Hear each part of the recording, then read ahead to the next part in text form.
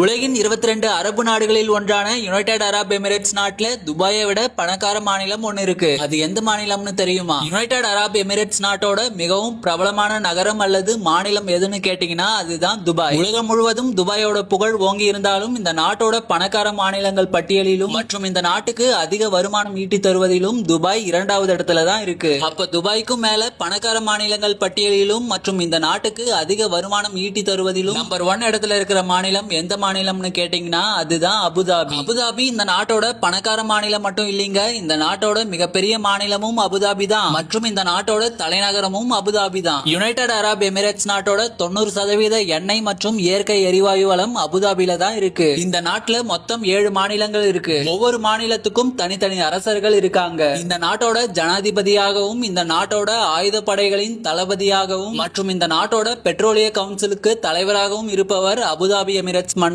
தான்.